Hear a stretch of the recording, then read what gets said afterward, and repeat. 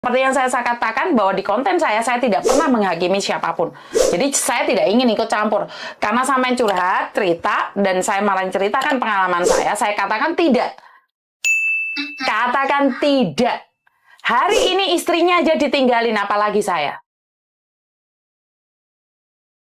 Jadi saya katakan tidak. Waktu itu sampai pernah mau bunuh diri lah, Miss. Terus akhirnya dia mundur dengan sendirinya gitu lah, Miss. Gitu ya? Saya nggak tahu, Mbak. Yang penting saya katakan tidak. Dia cari saya di Facebook, dia cari saya di Instagram, cari saya di Twitter, di YouTube saya diserang sama dia. Saya nggak peduli. Saya nggak ngeblok nomor dia. Enggak, saya enggak. Karena memang saya satu. Saat saya tahu itu suami orang, saya mundur, Mbak. Tujuan hidup saya adalah untuk melakukan kebaikan. Nah, ini saya sudah menanam keburukan. Dan saya tidak akan melakukan itu. Lah, kalau kamu niatnya ingin dicintai, ya monggo. Lah, kalau kamu niatnya ingin merusak, ya monggo. Bener, itu nggak bener hasilnya kan, Miss? Ya, saya nggak tahu benar dan tidaknya, sampean sebagai orang dewasa, sampean tahu mana yang benar, mana yang enggak. Karena saya tidak akan pernah menghakimi siapapun. Saya cuma memberitahu, hidup ini ilmu tabur tuai. Komen, coba baca komen sebentar, Miss. Pasti udah banyak yang saya nggak baca komen, Mbak. Kalau saya live, saya jarang baca komen kalau teleponan. Karena saya satu hal. Maaf buat mbak-mbaknya, ini kita cerita buat ya bukan ini ya, cuman bercerita. Jadi yang buruk ya jangan diambil gitulah, intinya gitu. Maaf ya mbak-mbak, kalau marah-marah lah di komen, nggak apa-apa. Ya, gini loh sayang. Karena satu hal, seperti yang saya katakan, apakah kamu rela ibumu merebut laki-laki lain, sementara ayahnya ditinggalkan? Udah nggak usah pulang kemana-mana. Balikan pada orang tuamu aja. Balikan sama orang tuamu aja. Enggak. Ayahmu diambil orang. Senang nggak? Bangga nggak? Gitu aja deh. Kalau mikirin kamu sih, mungkin kamu akan berpikir kamu masih muda, kamu masih cantik, kamu lebih cantik dari istrinya atau apapun. Tapi balikin aja. Nih ayahmu diambil perempuan lain nih. Kamu rela nggak? Iya. Iya, aku nggak terima lah, Miss. Oke, kalau kamu nggak terima, ya kembalikan pada dirimu sendiri. Jadi kalau saya pribadi, sekali lagi, saya katakan tidak untuk pelakor. Hai, Miss. Saya. Jadi kalau kamu tidak setuju dengan konten yang ada di Taiwan itu adalah hak kamu. Tapi saya pribadi, saya katakan tidak untuk pelakor. Jadi memang saya kehadiran pelakor itu saya tidak suka, Mbak. Iya, pribadi tidak suka. Sendirinya juga, aku juga nggak suka, misalkan kalau, ya iya sih, emang benar. Cuman di sini kita kan boleh dong, gimana ya, meluap, mencurahkan seperti judulnya Miss Yuni sekarang, gitu, mencurahkan gitu. Maksudnya bukan debat ya, cuman bukan debat mana cari yang benar dan salah. Cuman sebentar Mbak, sebentar. Tidak perlu debat, pelakor itu salah. Tidak perlu debat, pelakor itu salah. Jadi kita nggak perlu debat, pelakor itu salah. Ingat. Siap. Jadi tidak ada perdebatan. Pelakor itu salah, merusak rumah tangga orang itu salah. Tidak perlu debat. Udah, itu aja. Kalau pelakor itu salah, tidak ada pembenaran untuk pelakor. Saya katakan tidak untuk pelakor. Kenapa? Saya tidak perlu memperdebatkan tentang kehadiran pelakor. Karena sekali lagi, pelakor itu sama dengan lintah yang menggerogoti kehidupan orang lain. Yang akan merusak kehidupan orang lain.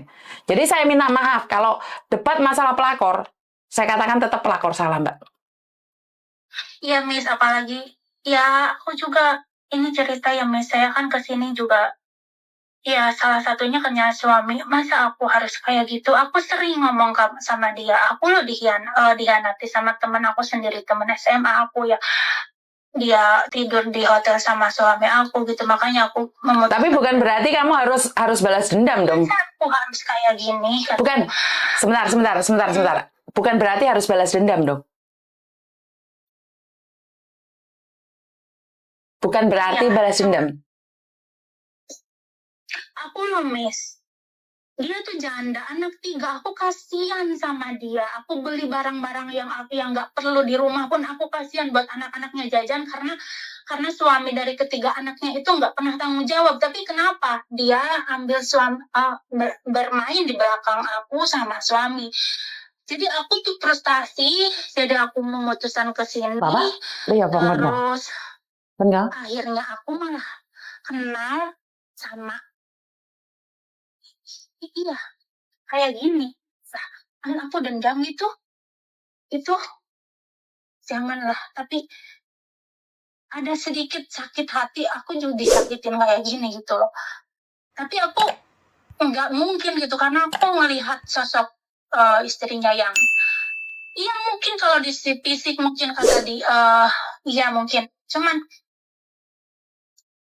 sampai aku ngomong kamu tuh edan ya udahlah jangan gini aku juga nggak tahu katanya aku kenapa sudrun aku udah edan aku udah gila sayang sama kamu dia juga sampai ngomong gitu ya intinya aku tuh pengen berhenti dari semua ini Miss cuman tidak semudah membalikan telapak tangan seperti Miss Yuni langsung jebrak nggak respon walaupun dia mau mati mau nyayat nyayat tangan apa segala macam mungkin aku beda sama Miss Yuni di situ aku nggak tegas gitu loh Miss itu tapi sebenarnya aku juga pengen mengakhiri nggak mau karena aku pernah mengalami kayak gitu dan aku nggak bakal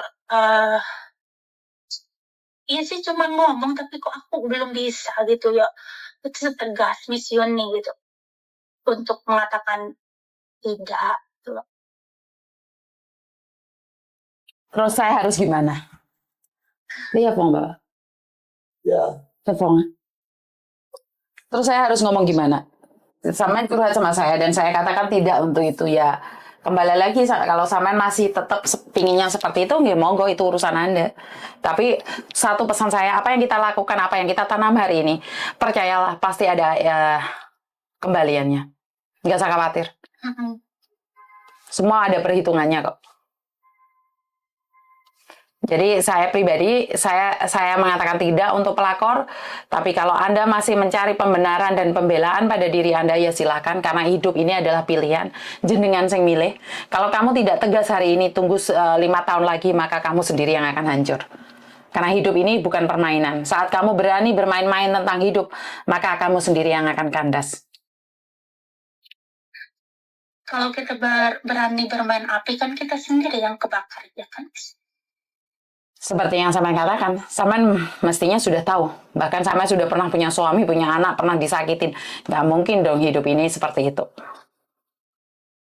Emang Miss tahu, kita tuh tahu aturan, kita tuh tahu. Tapi ketika menjalan cuman susah gitu loh, Mi. Iya, semoga Mbak. Like kamu bilang susah, ya monggo, terserah jenengan. Saya tidak akan memaksa. Jadi udah tahu lampu ini tuh nggak boleh kita jalan, tapi kenapa masih ngelonong aja? Ya nggak apa-apa, uji nyali loh. Tiba-tiba kamu ketabrak mobil dan kamu mati hari itu juga, ya nyoba aja, nggak masalah. Seperti yang saya katakan, saya cuma mengingatkan lampu itu merah Mbak, jangan nyebrang. Kalau kamu nyebrang, uji nyali, mati kan, nggak apa-apa toh. Apakah salah mati? Nggak salah. Uji nyali kan, nggak apa-apa loh. Nggak apa-apa, uji nyali boleh. Uji nyali nggak ada yang nyalahin kok. Silahkan. Saya sebagai orang luar yang tidak kenal siapa sampean, saya sudah mengingatkan jangan pernah hidup jadi pelakor, itu saja. Tapi kalau kamu merasa bahwa itu susah dan tidak mudah untuk melepaskannya, ya silahkan. Karena hidup ini adalah milikmu. Jadi menentukan jenengan. Kalau kamu bilang bahwa kenapa tidak, kenapa enggak, ya monggo silahkan.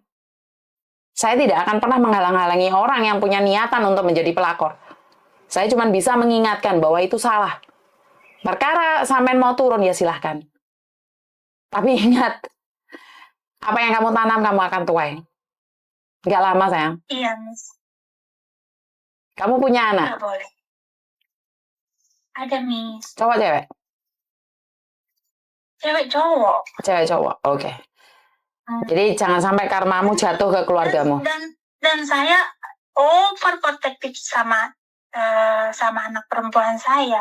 Takut seperti saya itu yang aku takutin. Selain apapun di dunia ini. Tapi kamu nggak bisa mengontrol hidupnya, sayang. Kamu overprotective, tahu nggak anak overprotective itu akan jadinya seperti apa? Anak overprotective itu akan jadi over saat dia sudah keluar dari rumah. Berapa anak yang melakukan hubungan intim di luar sana sudah melakukan kentu-kentu di umur 14 tahun karena ibunya, orang tuanya overprotective.